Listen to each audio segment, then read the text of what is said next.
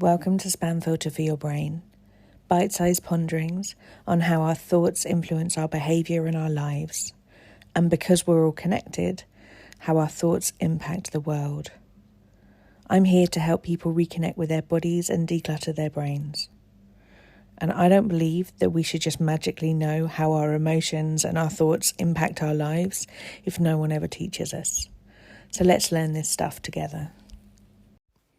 What does confidence look like for you?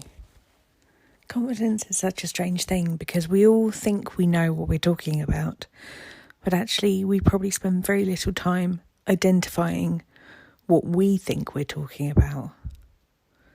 When I say the word confidence to you, what comes to mind? Is it a particular person? Is it a particular trait about yourself? Is it a particular way of standing, of interacting, of speaking, of holding yourself, of clothes that you might wear, places that you might go, achievements that you might acquire along the way?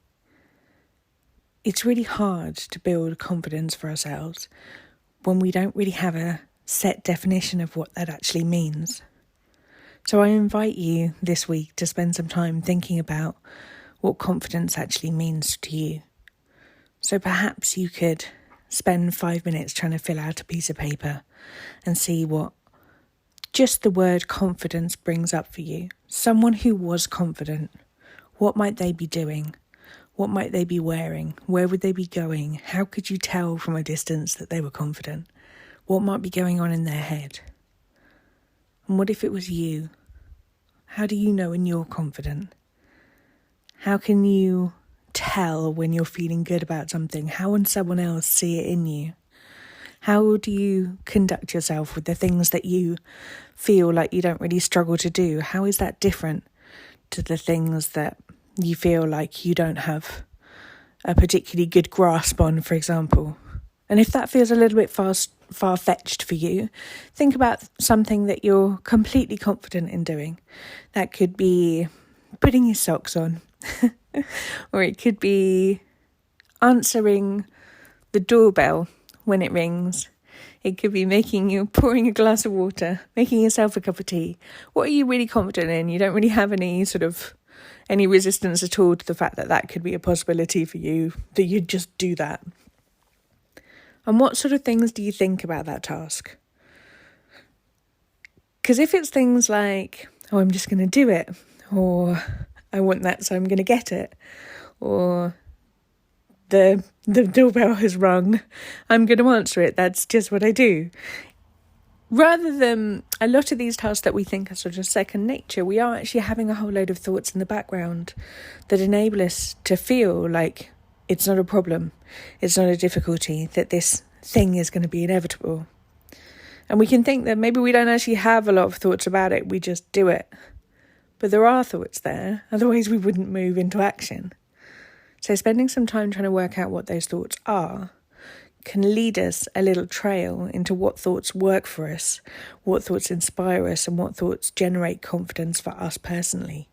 And once you've identified those thoughts, you can then apply them to other areas of your life. So, for example, going back to the cup of tea, I'm just going to get that for me. I'm just going to make that happen. I'm thirsty, so I'm going to have what I want. If I was going to apply those thoughts to my work, for example, there's a goal that I've set. I'm just going to get it. I'm just going to have what I want. I'm just going to go and make that happen. Those are so different, those thoughts, to I don't know how I'm going to do this. How is this? This will never work. I don't know what I'm doing in this situation. This is taking too long. I don't have time. All of those sort of thoughts are going to lead me to feelings of possibly stress or anxiety or resistance.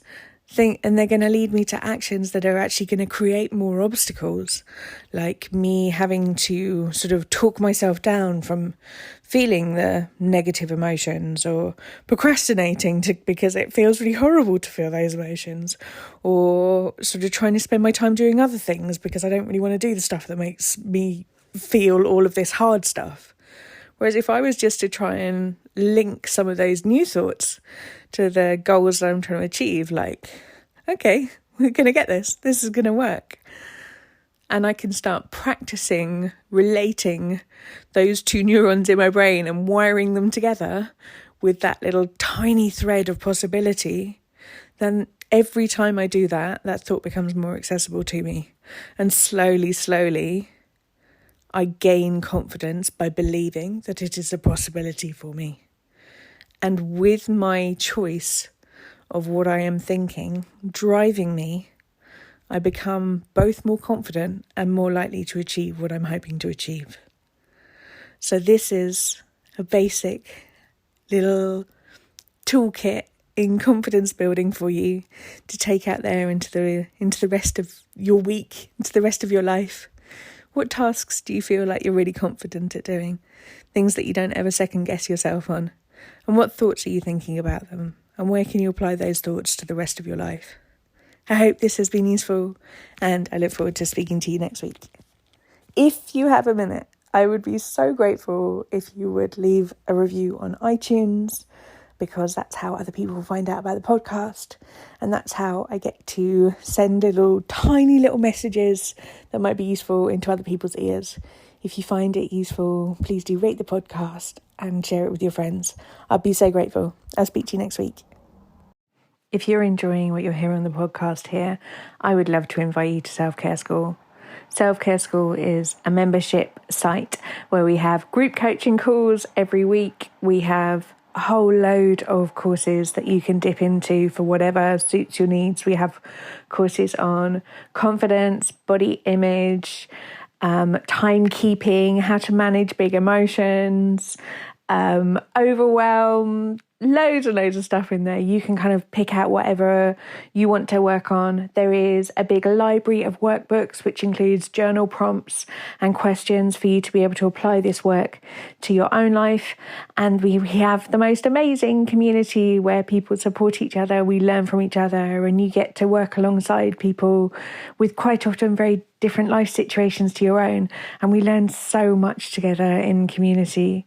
If you would like some more of this, please do hop over to selfcareschool.co.uk.